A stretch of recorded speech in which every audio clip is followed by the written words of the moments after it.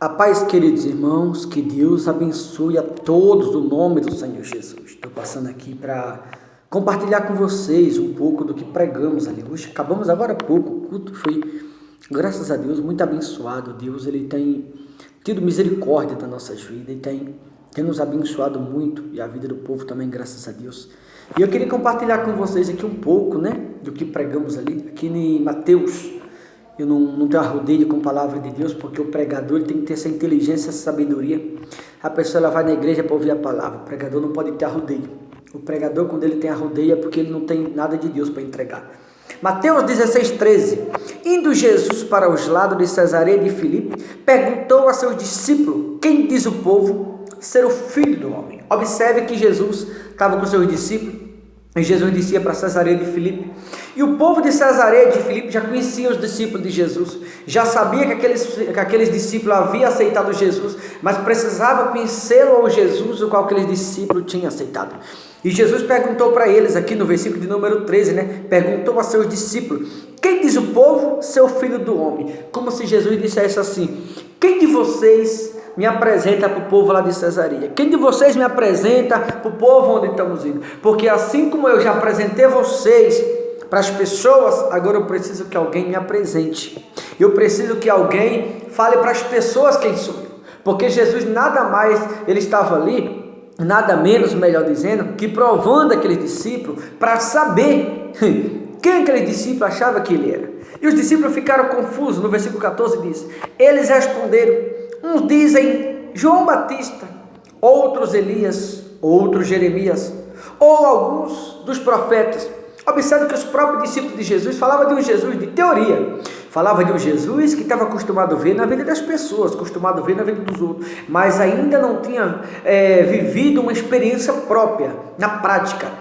E é o que acontece no dia de hoje. Muitas pessoas falam de um Jesus que vê na vida de A, de B, Beltrano, Ciclano, vê um Jesus na vida de todo mundo, mas na vida dela nunca viu. E mediante a isso, ela passa a buscar um Jesus que ela nunca viu, que ela não conhece, que ela simplesmente viu na vida dos outros, e ela se torna escrava do milagre. Ela passa a buscar numa igreja por conta do milagre. Ela passa a buscar numa igreja por conta do que ela viu aquele Jesus fazer na vida de outra pessoa. Porém, na vida dela, ela não viu ainda. E ela precisa ver na própria vida. Por que eu estou falando isso? Que tem muitas pessoas na igreja de hoje, nos dias que vivemos, melhor dizendo, que elas se tornaram escravas do carro, da casa, da porta de emprego, se tornou escrava do milagre. Ela não busca por causa de Jesus, ela busca o que Jesus tem para oferecer para ela. Mas ela não busca verdadeiramente a Jesus Cristo, que é o dono do milagre. Ela busca o que Jesus tem para oferecer. E essa grande realidade é o que nós vemos muito nos dias de hoje. Infelizmente vivemos isso. E a Bíblia deixa bem claro, que os discípulos que estavam com Jesus estavam confusos com relação a ele. Você vai perceber que só um deles sabia que era Jesus que estava ali, como diz aqui no 15, Diz aqui Jesus, quando os discípulos não soube quem era ele, aí ele perguntou, mas continuou ele: quem dizeis que eu sou? Já que vocês não sabem quem sou eu com relação ao povo, quem sou eu com relação a você? Ei, é com você que Deus está falando, o que Jesus representa na sua vida. Quem é Jesus para você?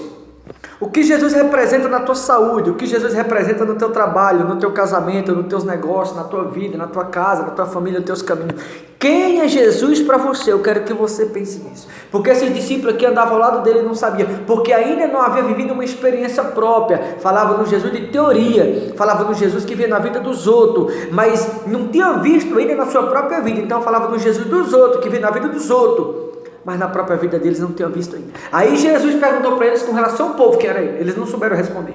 Jesus perguntou em seguida no 15, mas continuou ele, Jesus perguntando: quem dizeis que eu sou? Ou seja, para vocês, quem sou eu? Quem é Jesus para você? O que Jesus representa na sua vida? Você tem consciência aqui dentro, aqui dentro do que Jesus representa na tua vida? Olha o que disse no versículo 16. Respondeu Simão Pedro: tu és o Cristo, o Filho do Deus vivo. No meio dos discípulos que estavam ali, ninguém sabia, mas Pedro sabia. E quando ele disse: tu és o Cristo, Filho do Deus vivo, então Jesus lhe afirmou: bem-aventurado és Simão Bajonas, porque não foi carne nem sangue que te revelou, mas o meu Pai que está nos céus. Por que Jesus disse isso para Pedro? Porque a grande realidade é que Pedro estava mais próximo. E quando você está mais próximo, você ouve que outras pessoas não conseguem ouvir. Quando você está mais perto, você recebe de Jesus o que outras pessoas não conseguem receber. Quando você está mais perto de Jesus, você consegue aprender com Ele o que outras pessoas não conseguem aprender. Quando você está mais próximo, você tem de Jesus o que outras pessoas não têm. Você consegue ouvir o que outras pessoas não ouvem. O que você tem ouvido de Jesus? O que você tem aprendido com Jesus? O que você tem recebido de Jesus? Ele disse no versículo 18, né? Também eu te digo, quando Pedro falou que ele era o Cristo, filho do Deus vivo, ele disse: também eu te digo que tu és Pedro, e sobre esta pedra edificarei a minha igreja, e as portas do inferno não prevalecerão contra ela. Olha o que Jesus disse para Pedro. Quando Pedro disse: tu és o Cristo, filho do Deus vivo, ele diz: também eu te digo, tu és Pedro, e sobre esta pedra edificarei a minha igreja, e as portas do inferno não prevalecerão contra ela. Aqui que eu queria chegar, porque você observa que Jesus falou: tu és Pedro, e sobre esta pedra, a pedra estava se referindo a ele. Jesus é a pedra que os construtores rejeitaram. Essa veio a ser a principal pedra angular.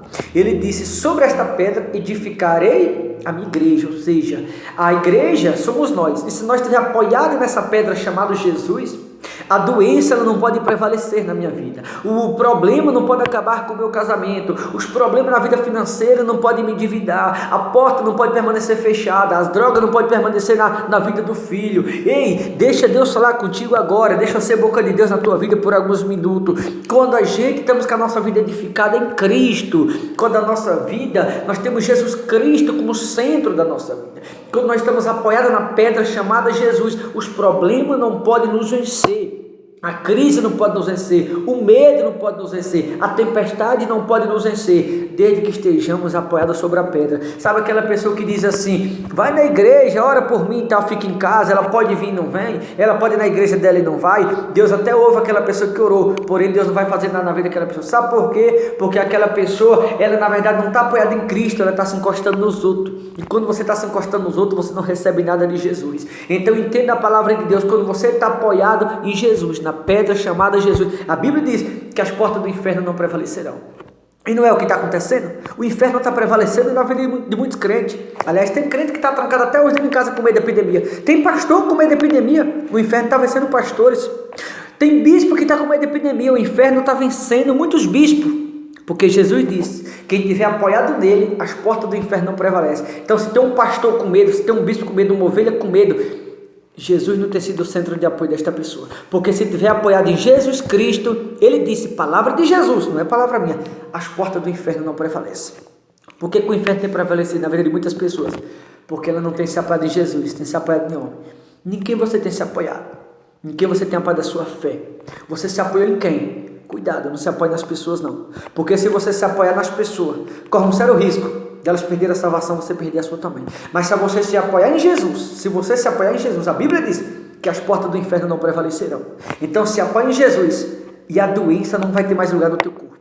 Se apoie em Jesus, a porta fechada vai abrir. Se apoie em Jesus e o problema do casamento vai ser restaurado, o filho vai ser liberto das drogas, a casa na justiça vai sair. Tenha Jesus como seu ponto de apoio. Se apoie totalmente em Jesus e as portas do inferno não vai prevalecer mais na tua vida a partir de hoje.